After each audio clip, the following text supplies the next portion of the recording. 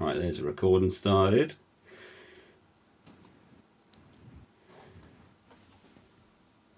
And then hopefully, when we've done this, I should get around to editing it. Hopefully tomorrow-ish. I'm getting sedated tomorrow for some treatment, so Oh yeah. yeah. So hopefully tomorrow evening I'll be doing the editing to get it sorted. I'll just do a quick intro.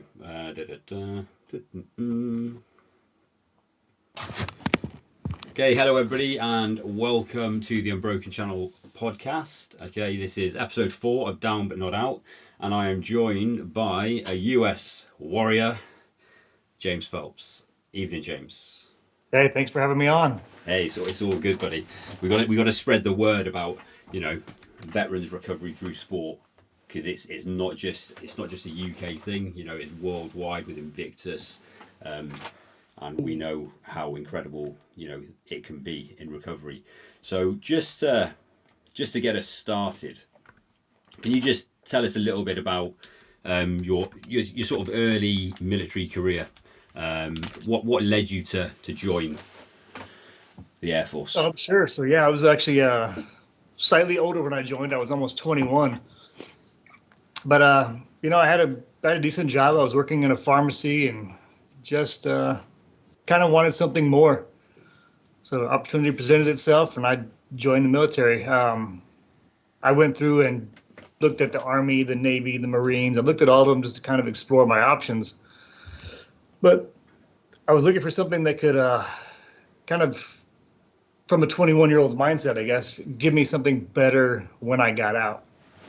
And so I settled on avionics mechanic because, there's airplanes everywhere and people always have to fly. So off to tech school, and 8 months into my career, 9/11 happened. So I joined the military to travel and see the world, and thought it was going to be a peacetime, and ended up spending the entire 21 years of my career at war in some form or fashion. So I get to my first duty station in North Carolina at Pope Airforce Base, and 6 months into that, I was deployed for the first time. So I started my career, I guess, in deployments, and that's basically what ended my career, was deployments. Bit of irony there. Yeah, I mean, correct me if I'm wrong as well. Your deployments are normally like a standard 9 months or to a year. So no, but when this first kicked off, there wasn't really a standard at all. Okay. So they told us we were going to be gone for 6 months to a year. My first deployment was maybe 90 days. And we were in the Gulf of Oman, so it wasn't even really a combat zone. So it was actually a pretty great trip. It was just a bunch of guys in the middle of the desert. We didn't have running water for the first few weeks. We were kind of setting up tents and living really rough, but it was actually a pretty good time. From that sort of first tour, you said you spent a lot of time away. Was that mainly Afghanistan or the sort of the Middle East area? So it was, yeah. It was all mostly Northern Watch or Enduring Freedom towards the end. So my first deployment to the Middle East was to where was it? We were in Uzbekistan. So we were at K2. We were actually there when K2 closed down. So that was in Karshi Kanabat, I think it's what it's called. This is my first trip to, to where we were directly supporting the combat efforts in Afghanistan.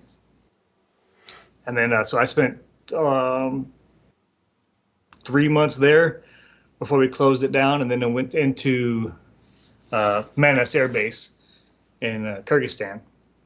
And so from Manas, we were doing kind of probing missions into Afghanistan, because that's where our next big base was going to be set up for our airplanes. So we did a few trips into Afghanistan, and that's when I really started to see. Even at Bagram, there was still, I don't know if you'd call them awakening moments, where they're marching bodies down the streets in like a funeral procession kind of thing. The roads just get lined with people. You stand there and salute as they bring them flag draped coffins down the main streets. And so that was my first real taste of the severity of war. Yeah, and I mean those moments are, I It's don't know if somber. it's the right word. Yeah, very very somber, and even when, and I think this is what some people fail to understand from a sort of a veteran's point of view. Even if you don't know the person, that That's emotion your brother that or sister. emotion you feel Yeah, is, it's right up there as a member of your family. Brother in arms. We always say it: one team, one fight. And sadly, and I know it was sort of the same for us over here. Sadly, it was a regular occurrence, especially absolutely. in the early stages of war. And also as a young man, you're invincible, and then that kind of gets called into question when you start looking at your own mortality, Yeah, because that could have been me, or it could have been somebody even closer to me. It's you just kind of surround yourself with that element, and it starts to weigh on you. yeah. So you were fairly young at that first moment. Yeah, so I'm in Um, my probably mid 20s at the time, 24, 25, yeah. How many years into service at that point? So 4 years, maybe. about 4 or 5 years. Yeah, Yeah. Obviously, you went on to do 21 years. I did. So you would have, lots of those moments in your life, and it can have an effect on you, as it does with everybody. I think if you're human, you feel Yeah. that emotion.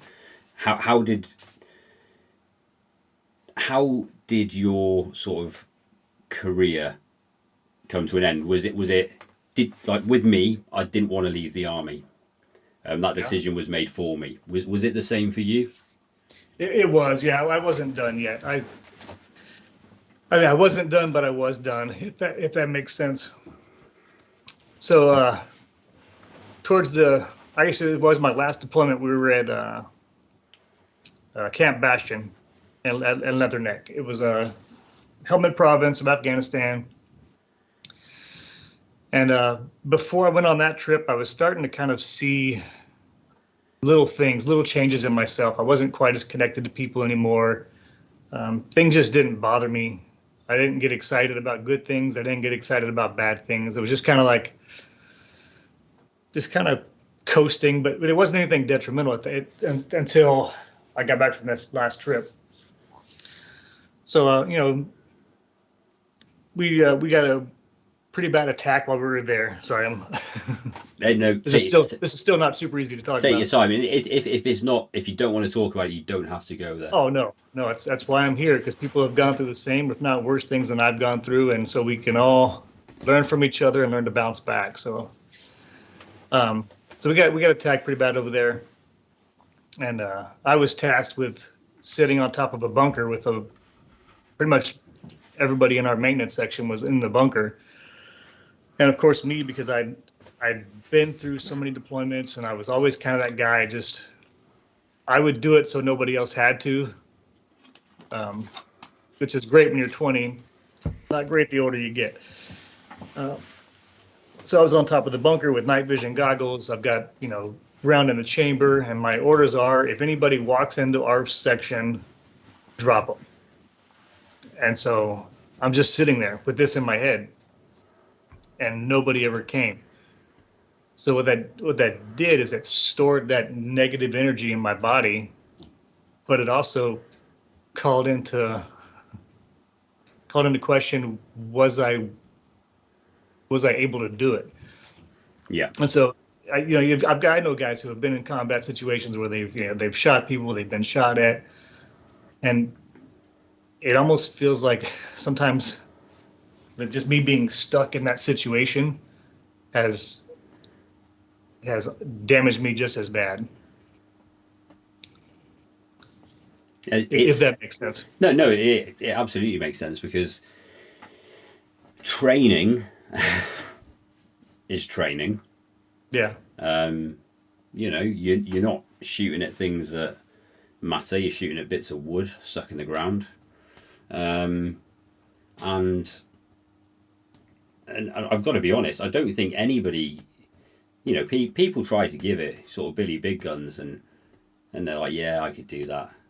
Yeah. Until you're staring down that barrel, and that opportunity comes up where you may have to pull the trigger.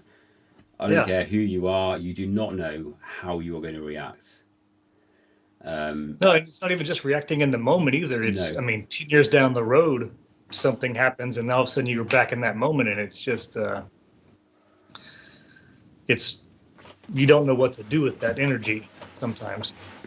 No, and I think, PTSD is obviously becoming more talked about now.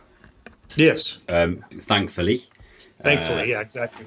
Because for years and years, it's gone undiagnosed. But what sort of struck me about you was, I don't know, not just how open you were, but you came and spoke to us. I think the first night I met you, we just sat having dinner. Yeah. In the bar, having a beer, and you come over, we had a chat, and from there, it's like straight away, instant connection. Now, we've always had a great bond with the US, being British forces, and long may it continue. Yeah, I've got a special place in my heart for you guys too, because at Camp Bastion, there was a big British force there too as well. Yeah. And so that's actually where I met Prince Harry. He came by our helicopter section, was doing a tour and taking pictures and stuff. So. Oh, nice. Yeah. So what year was your last tour? That was 2012. Okay. Yes, that was the big Camp Bastion attack. They lost, I think it was 6 Harrier jets, C-130, 3 fuel pits, and 2 Marines were killed in that attack. Yeah. So definitely a tough one.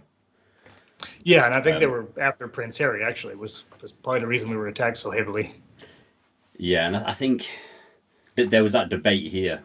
Obviously, when sort of Harry deployed, was that going to bring more of a spotlight? I think it's a tough one, isn't it? Because when Prince Harry clearly, but I get it. I think he was just there wanting to serve and do what he could too. Exactly, he wanted to play his part. Yeah, there's nobody I know has any animosity towards him being there. No, we were all there doing the job. Yeah, and I know Leatherneck quite well. Although I was in Kabul on my last tour. Yeah. Spent a few weeks at Bastion before going out to Kabul due to flights. And do you know what? The reason we like American camps, for those of you that haven't served that are listening to this, is their facilities compared to ours are unreal. I remember my first time in Iraq, and I tipped up the American PX, and there was a Pizza Hut wagon in the car park. Yeah. And I was just like, wow. I'm in the center of Baghdad, and I can get a Pizza Hut. It was the Brit BX that had all the good ice cream, so so sort of swapping it over. Exactly. But that, it's fond memories, isn't it? Even though, and I know what you said about. That's weird to say, but yeah, it is. And I know what you were saying about, you weren't happy, but you weren't sad. And I think that's because we become desensitized to the situation. Absolutely. And we're desensitized. The squaddy sense of humor, and I know it's the same in the US. Very, very, very, very dark. It is. And I was trying to think of the word. There was, oh God, hypervigilant. That's a word. Yeah, so we become, and what people don't realise, and this comes with mental health problems, and it's a big trigger with people with PTSD as well. We become hyper vigilant where we perceive a threat when there isn't a threat. It's everywhere. Absolutely. Now, I I still sort of disagree with some of the medical diagnoses that have been made on me. I suffer with depression and adjustment disorder, and in my last psychiatrist report, he said mild symptoms of PTSD. Now, in my mind, I've not been involved in anything ultra traumatic. Yes, I've seen things, and Yeah. my last tour in Kabul, we were frequent rocket attacks every morning, pretty much like an alarm clock. Did you hear how you just said you didn't see many things followed by lots of rocket attacks? Yeah, but it's hard, isn't it? Because to me, It's a different community. It's yeah, a different and mindset. Because if anybody on the street had said, "Yeah, I've never seen anything," and then a rocket attack happened, they would lose their mind. exactly, and I think that links back to It the is desensitization. Yeah. desensitization. It was just routine for me. Yeah. Alarm went off, roll off bed, body armor on, count to 60. Has there been another bang yet? Yeah, okay, wait a little bit longer. But then you're there long enough and you take it a step further. You hear our incoming RPGs and you just stop. Yeah. You don't run anymore. You don't try and grab gear. You just like, it's either going to hit me or it's not. Yeah, And exactly. that's when it starts to get dangerous, I think, because that numbness follows you home. Yeah, and it does play on your mind. It does, I was, going to bed at night sometimes thinking, that could have been me this morning. I could have been, that could have been game over. Now I'm going to go with, I'm a family man. You're a family man? I've got 4 daughters. Yeah. Oh, expensive. Just doesn't get much more family than that. Exactly. That's going to be expensive. You know that, right? But I found my own way. They might have to as well. Did you find, did that make everything harder for you when you've got kids? Because this is one thing that I take away is when I deployed with no children, I felt different. As soon as I had children, even seeing the conditions children were in those countries because of what was going on, it was heartbreaking. Did you ever find that with yourself? So my oldest daughter is 20. Yeah. So she's been the only one around for my deployments, actually. But see, I don't know. My trips happen in such a weird, I guess, timeline that I just I didn't. I'm trying to think how to word this now too. I became someone else. Yeah. Over there. You just basically shut it down. Like even when I got married in 2009, so I've had a few trips since then. I've had at least 2 trips to Afghanistan since my wife, and I kind of had these like little ground rules. Like I don't want you to say I miss you because that makes me want to be somewhere else. Yeah. And it's like when I'm here, I have to be here in every aspect of the word. And so, you'd have guys crying and trying to call their wives and Skype with them constantly, and I just become someone else. I'm there to do my job for 6 months to a year, whatever it is, and then come home. And I guess at first that made it easier, but it also made I think it made a pretty big impact on who I was as a person too. Because if you can numb out like that somewhere else, then you can do it anywhere. So then I found myself numbing when I came home. And then it became almost a part of my personality. Yeah. It was just numb. And then I really didn't start noticing it in myself. Like I say noticing it. I didn't stop denying it until my best friend killed himself. And that was in 2015. And that is when I really started to be affected by all of my past deployments. Everything just kind of everything stung a whole lot more. It just left me raw, I think. And so I had a therapist describe it to me this way. She goes, "You have a glass of water." She goes, if every event in your life is a drop in that cup, and once the cup gets full, it's fine. Little things trickle over. You have a bad day, you cry about it and move on. But when something tragic happens and your cup is full like that, she said, all the water from the bottom spills out, the water from the top spills out, and it's all jumbled. And that stuck with me because it made sense, because I'd at the pace of which my deployments, like I guess in the intensity of them as it increased, was so slow throughout my career that it just kind of felt like natural progression. I wasn't a 17-year-old or 18-year-old kid thrown into like a battle. I had deployed a few times, and then it just kind of ramped up from there. So it was almost unnoticeable to me, but everybody else around me started noticing it. And so, so when Mikey died, it was, it just, I guess the bottom dropped out. It shook me to my core and set me down this path. I stopped caring about hiding it. It just became a really dark point in my life, for sure. Yeah. And I think the biggest challenge, the biggest step we have to take is, and we spoke about this in episode 3 with Stumpy, acceptance. Yeah. I've got a problem, and reaching out for help. But we're also taught, it's like ingrained in us as men to not do that.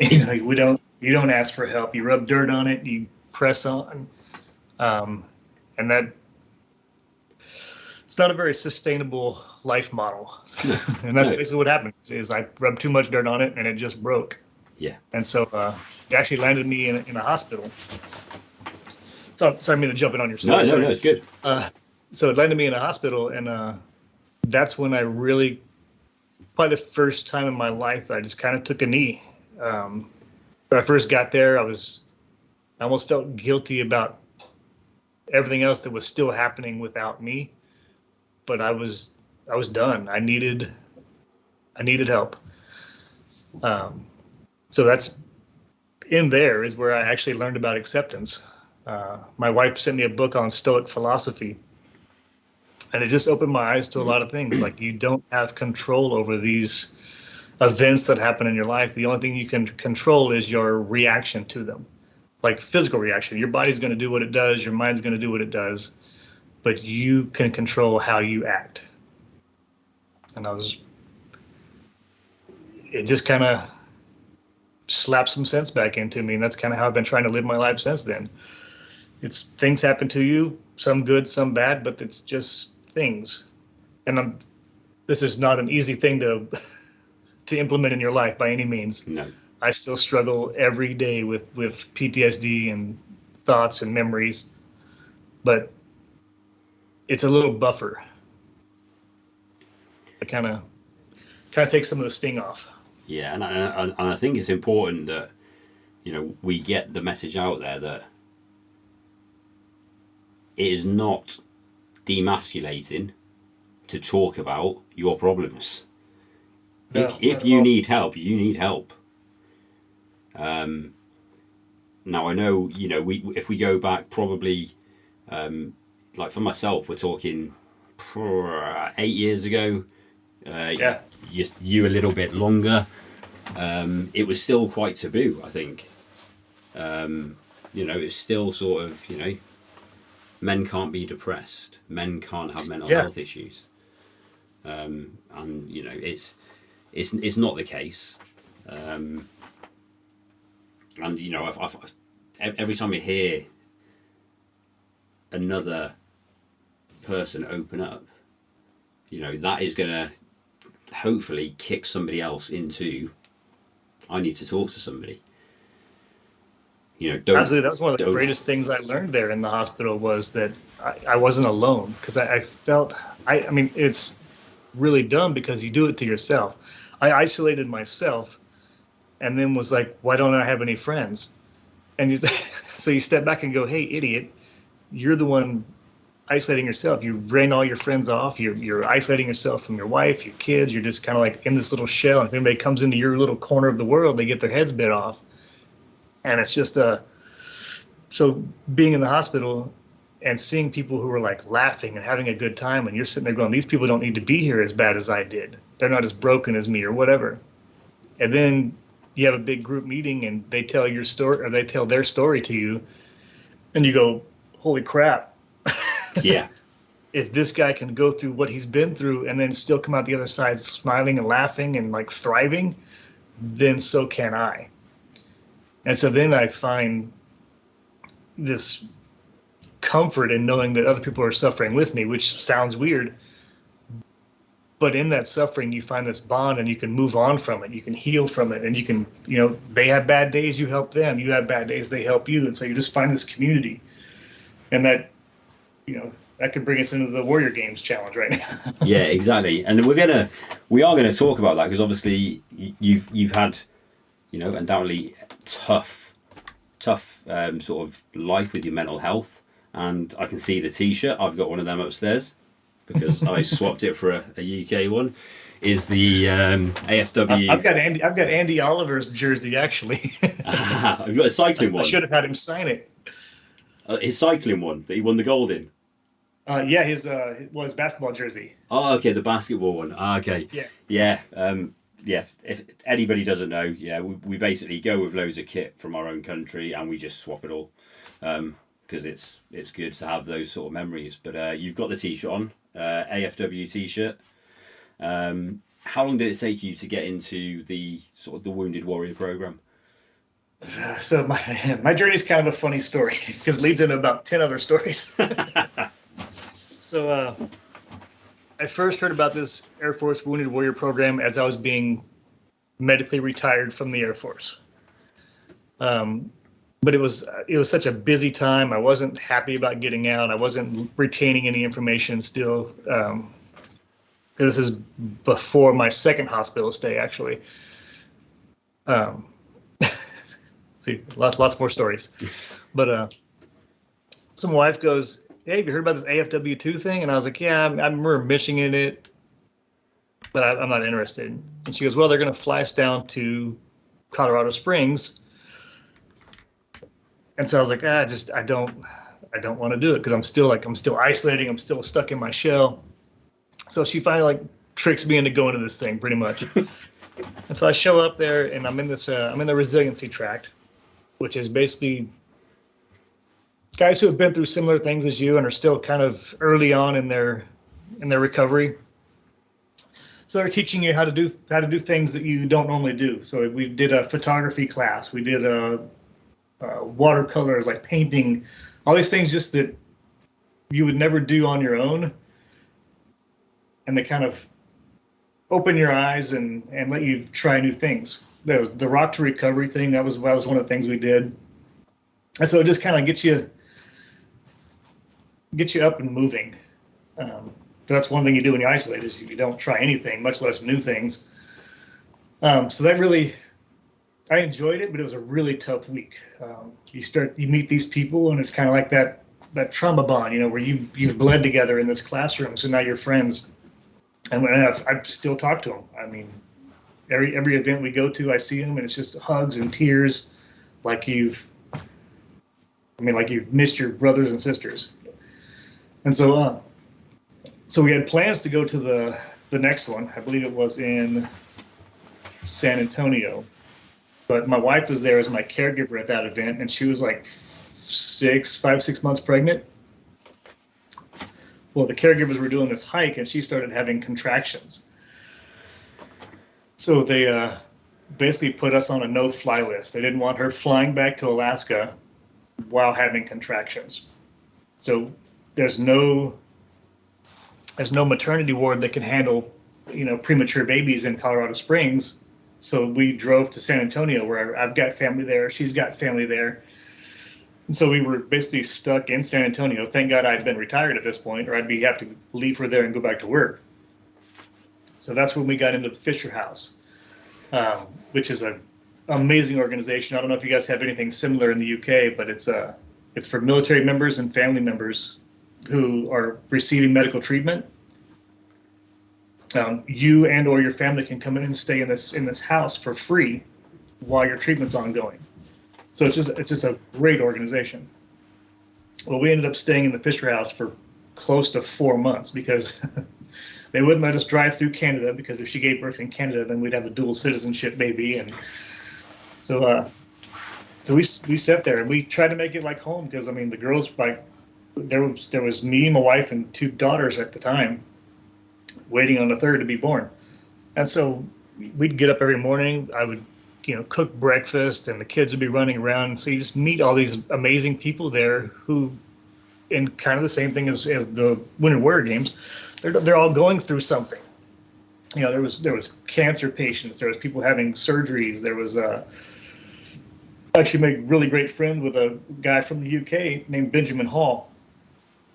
He was the Fox News correspondent who got blown up in Ukraine. I don't know if you're familiar with the story or not. No. Oh, you're not? Okay. No. Yeah. So he was there. He lost he lost half of one leg, part of his other foot. Had some damage to his hand and his eye. He was staying in the Fisher House. Well, he was also writing his book at the same time, because he'd worked for Fox News for a while.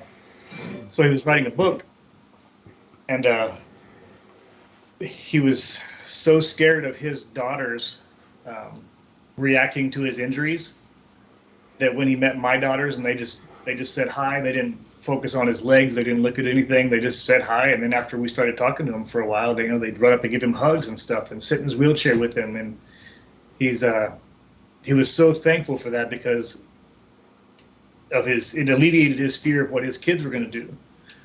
And so we became really good friends and kind of just bonded. We would sit there and play chess all night long, and stay up till early in the morning, and just became really fast friends.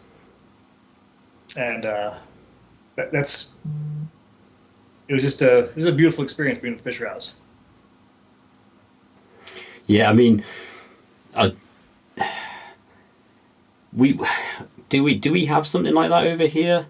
We have the charities that support us, and they'll get our families to where we needed to be, and certainly, through guys getting injured in sort of medevac from Afghanistan. We had like a specialised whole wing of a hospital in Birmingham, and then the MOD would bring the families to Birmingham and put them up to keep them nice. close. But I quite like the concept of the Fisher House with the families. I spent some time in a recovery centre, because that's something we do have, recovery centres. Sure. I think you can have family members with you at the recovery centres, now I think of it. I didn't at the time, because I'll be honest, like you, I didn't want to, because I just didn't want to be around people. Yeah. I was going through my thing, and I pushed everybody away. And look at you now, you got a podcast. Exactly, yeah. I think I've got like 4 followers on Spotify, which is like, whoa, we've only done 2 episodes. I'm one of them. Yeah, it's like when you sort of ring your mum, can you follow my Spotify podcast? Yeah, I know. But we started this podcast because I think it's fantastic to talk about these things, and we can see those comparisons between the forces, and we've all, like you say, it's shared experience. So the Wounded Warrior program, you joined it. You went to Fisher House. I trailed up there for a while. How did you get into the adaptive sport side? Okay, yeah. So I forgot about the story now, which happens. So while we were in San Antonio, the care event was going on. So they actually brought in people to the Fisher House to give like a little tour, and they saw us there. And so we started talking to people we had just met in Colorado Springs. And they said, yeah, you guys should come out to the the closing ceremonies and stuff. And so we hooked back up with them and did that. And then I was going to a hyperbaric chamber down in Florida. They were gonna they were trying to do treatment on me to see if they could regrow brain masses or brain cells and stuff like that, and see the effects of hyperbaric chamber on PTSD.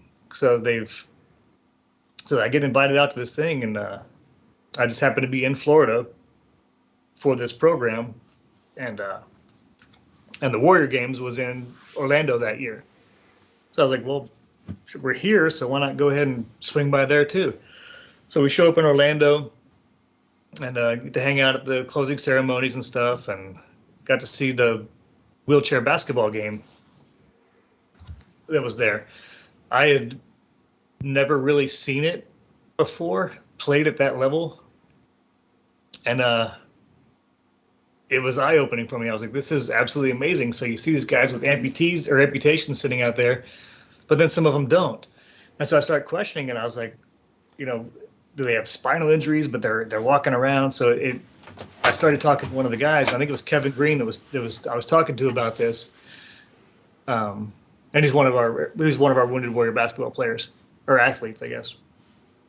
And I said, is it weird that somebody who can walk plays wheelchair basketball? And he says, no. He goes, basically, you have legs, but if you're in a wheelchair, your legs don't matter. He's kind of like, he said, basically, welcome to my world. Like, if your legs don't do anything for you here. And so I kind of took away the guilt of wanting to do this. So the next care event we did was we were in Washington, D.C. And so that was the first time I was going to do another program. I was going to do the employment and transition program. But as soon as I signed up for it, they started just bombarding me with emails, and I just got stressed out. And I was like, I can't do that. I'm not ready for that yet. And plus, I had just been medically retired, so they're asking me what I want to do for a living, and I had no idea. So I just felt like the program would have been wasted on me at that point. So I was like, I'll just do sports. It sounded like just a simple choice. Like, I'm not going to do that, so I'm just going to do this.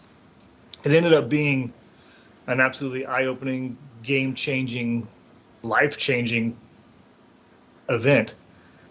So when you go for the care events, you try every single sport. So I'm not much of a swimmer, but that was the most fun I've ever had swimming probably in my life, because you're working with these almost Olympic level coaches, and they're showing you things that, I learned more in probably the 2 days or day, I think it was just 1 day actually that I did swimming. I learned more in that 1 day than I did in my first 40 years on Earth trying to swim. And so just having that level of attention was incredible. And so then I did everything else. I did archery, I did rifle shooting, pistol shooting. I couldn't do track because I can't run or jump or do anything impactful at all. But I still did the stretching and work out with them. And then I found the racing wheelchair. And I was like, well, I can walk, so is this okay too? And so then I thought back to what Kevin said. And I tried the racing wheelchair, and that's like flying a fighter jet. It is so much fun. You're just there's so many things going on at once that you don't think about. And so I'm not doing that in Warrior Games, but I do believe I'm going to try it next year. I had a really good time doing it. But so it's just you're pulling yourself out of your comfort zone and trying these new things, and that has lasting effects on you, because now, not just in sports, it gives you the courage, I guess, and the strength to try new things just in life.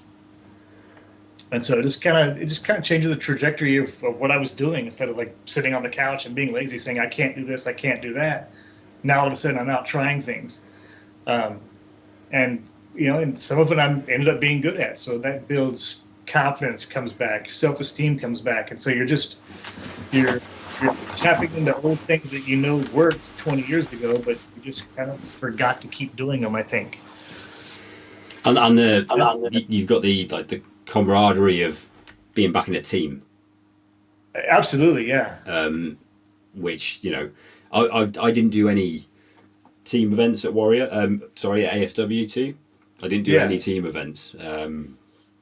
Just I was a bit unsure whether my shoulder would be able to handle a lot of them. Sure, yeah, they're pretty rough. Yeah, but now I've sat in them and had to go in a wheelchair for basketball. I'm going to give it a go. And like you said, I think what I like about adaptive sport is you, like you said, you don't need any experience. You can go from never trying it to giving Yeah, it a go and just enjoy it. And let's be honest, absolutely. even if like my swimming events, and I spoke about this in another episode, in the backstroke, I can't rotate my right arm backwards at all, so I had to do the Sure. backstroke with one arm, and my God, I was so frustrated as I come to the end of my 50-meter race because I hit the lane rope because I'd Sure. never really practiced one arm before. I took on a lot of water. I'm surprised I survived it, if I'm honest. Yeah, But even when I finished, which I finished, the that's it. the applause, the team spirit, and this, and I've just got to put this out there for people to listen to. It was so strange. It wasn't us against them really. Apart from probably in the rugby, it got a bit combative.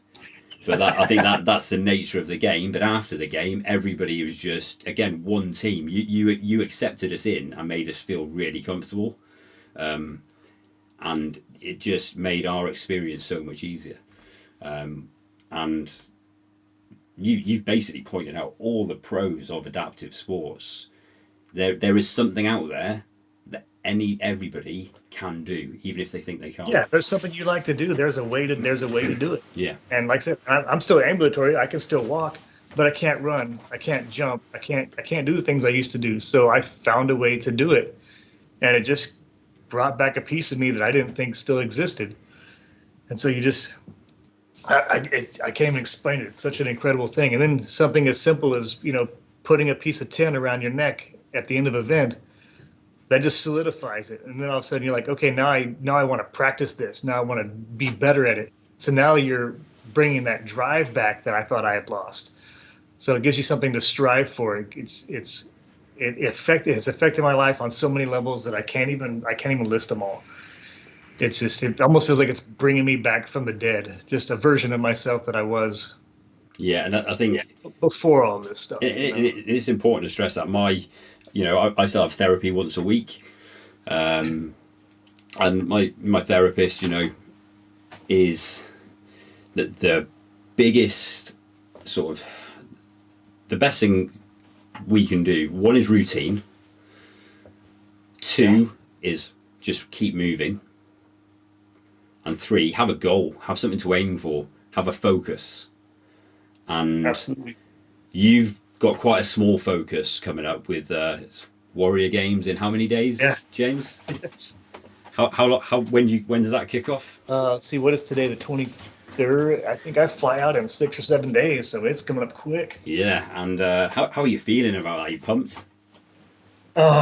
It's always a lot. So I still have that part of me that doesn't like to be around crowds. I don't like the public attention. I don't like the spotlight. And now I'm on a podcast.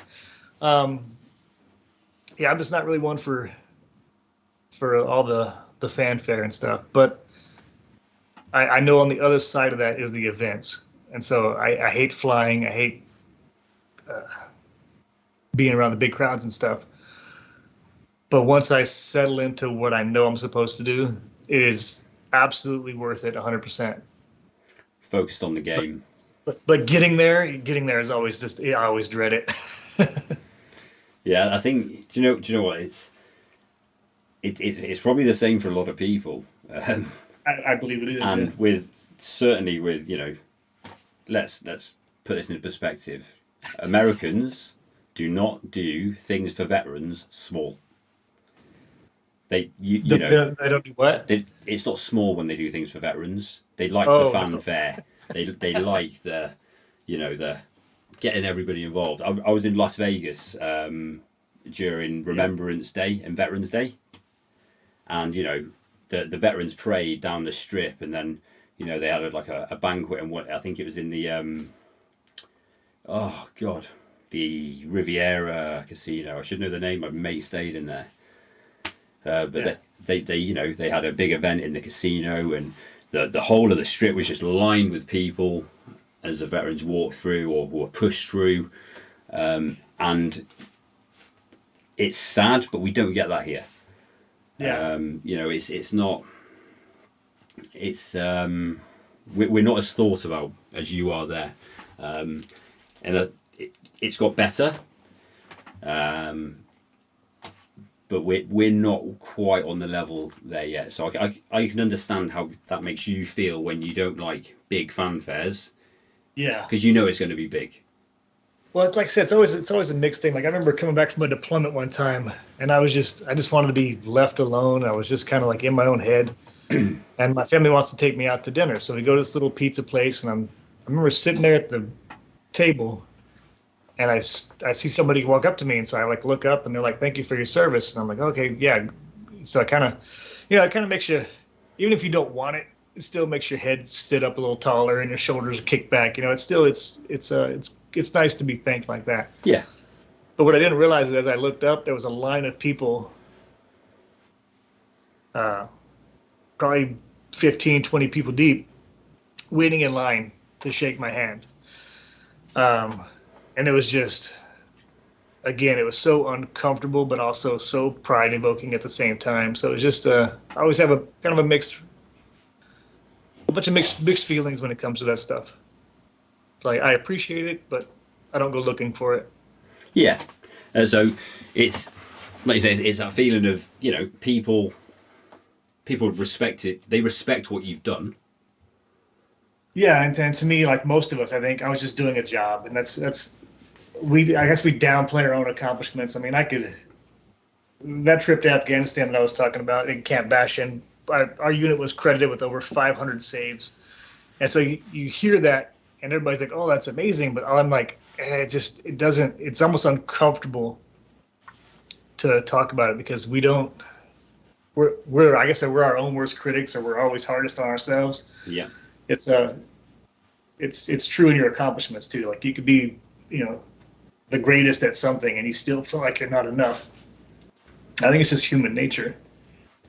Yeah, and you know, a 21 year career, serving your country, it's not just a job, is it? You know, that was half of your life. Yeah. You know, Yeah. People say it here. You know, God, you know, 20. I did 16 and a half years where I was discharged. Quite a lot of the other guys that you met from Team UK, you know, all around sort of 16 to, you know, 20 plus years service. Yeah.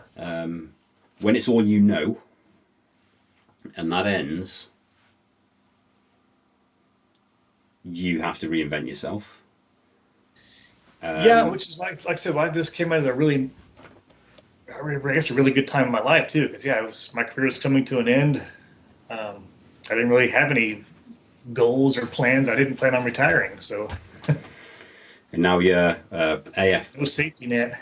Now you're a AFW2 athlete or warrior athlete in 8 days, and I know you're not Invictus this year, but like me, you are going to be giving it a crack for Invictus 25. Absolutely. And hopefully, you know, we will be reunited there, if not before. Yeah, like I said, I've got friends in London. I'm going to be over there probably sometime this fall. Yeah. Well, I live just a couple of hours outside London, an hour on the train. But if I just flew 16 hours to get there, I can take a train ride to see you, Nick. You're okay. Yeah, exactly. Yeah, yeah. Short journey. Absolutely. But I live by the seaside, so that is nice to see sometimes. But from me to you, thank you for coming onto the podcast. Thank you for having me. It's been a great time. Thank you for telling your story. It's been great to catch up with you. Good to see you, looking happy, smiling, raring to go, with the t-shirt on, Ready to go. and I'm sure you're going to smash it. And I will be following your progress, because obviously we are friends on social media and stuff. And Absolutely, yeah. I just want to wish you the very best of luck for Warrior. Thank you very much. And to everybody listening, that's where we're just about to hit our time limit, which is good because it's been effortless again. And Yes. so thank you, James, and goodbye, everybody. Thanks for having me. Right, just